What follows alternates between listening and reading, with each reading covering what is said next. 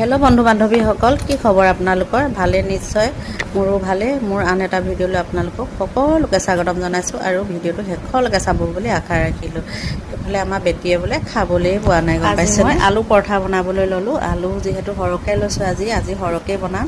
আৰু এইফালে আটাখিনি গৰম পানী দি পিনে উতলা গৰম পানী দি থৈ দিছোঁ ঠাণ্ডা হ'বলৈ। আৰু এইফালে আকৌ মই কুকাৰত বহাই দিছোঁ চানা দাইল।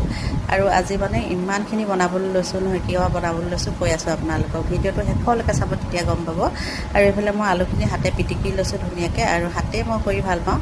আৰু দেখি পিনে বেয়া নাপাব দেই আপোনালোকে হাতে চুইছে বুলি, কিন্তু হাতে পিটিকিলে ভাল লাগে। আৰু এইফালে মই কিয় লাডু কৰিছোঁ গম পাইছেনে? আটাখিনিত মানে পৰঠাটো বনাম যে, যিহেতু আলুখিনি আকৌ চুব নালাগে আৰু মানে লাডুটো আৰু আটাটো এনেকৈ গোল কৰি ল'লোঁ। গোল কৰি পিনে আৰু মাজত ভৰাই দিলেই হৈ গ'ল। আৰু হাতখনো লেতেৰা নহয় যিহেতু, সেইকাৰণে মই এনেকৈয়ে বনাওঁ। আটাৰো সৰহকৈ মঠিছোঁ আৰু আলুও সৰহকৈ লৈছোঁ। কিয় গম পাইছেনে? আমাৰ ছোৱালী মানে পিজিত আছেগৈ, ইমান দিন হ'ল বোলে ৰুটি খাবলৈ পোৱা নাই। আৰু পৰঠাটো দূৰৰে কথা, ৰুটিয়ে খাবলৈ পোৱা নাই। মই সদায় ফোনত কৈ থাকে, মা লৈ আহিবাচোন ৰুটি বনাই। আৰু মই সেইকাৰণে আজি মানে যাম, তাইৰ ওচৰলৈ যাব লাগিব।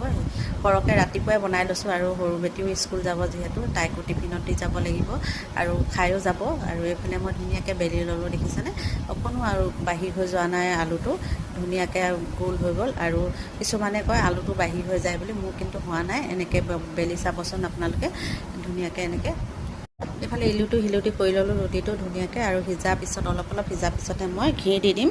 আপোনালোকে ৰিফাইন তেলো দিব পাৰে, কিছুমানে বাটাৰো দিয়ে।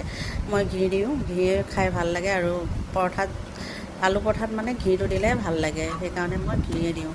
আৰু এইফালে ইলুটি শিলুটি কৰি পিনে আকৌ এইফালে অকণমান ঘি লগাই দিম ধুনীয়াকৈ। আৰু আমাৰ ছোৱালীয়ে খাই কিন্তু বিৰাট ভাল পায় দেই। মই কিন্তু সদায় বনাবলৈ এলাহো লাগে, আলু পিটিকা, আলু বইল কৰা, সেইখিনি কৰি থাকিবলৈ সময় নোলায়। আৰু এইফালে বনালোঁ চানা দাইলৰ লগতে আকৌ বিলাহীও এটা দি দিলোঁ, আৰু আলুও দি দিছোঁ। আৰু এইফালে হৈ গ'ল 4টা পৰঠা বনালোঁ। বেটি এতিয়া খাই যাব 2টা।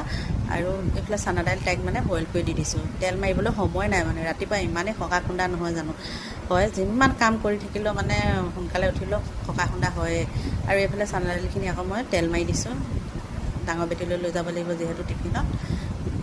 আৰু এইফালে তেল মাৰি ধুনীয়াকৈ তেল মাৰি ল'লোঁ। আৰু যিমান কাম কৰিলেও মানে কি হয় যাতে ৰাতিপুৱা ইমান সকা খুন্দা হয় নহয়, তাইক মানে বইল কৰি দি দিছোঁ খাবলৈ খাওঁ বুলি। আৰু ৰাতিপুৱা সেনেকৈ খাই গ'লে ভাল বাৰু, তেল মছলা খাই গ'লে অকণমান পেটতো মানে গেছ চেছ হয়।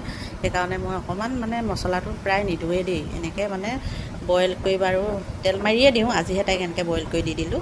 আৰু এইফালে আৰু ৰুটি বনাই আছোঁ পৰঠা, এইখিনিতো মানে এনেকৈ ঘিয়ে দি দিছোঁ। আৰু এইফালে ঘিৰে দি দিছোঁ এনেকৈ, আকৌ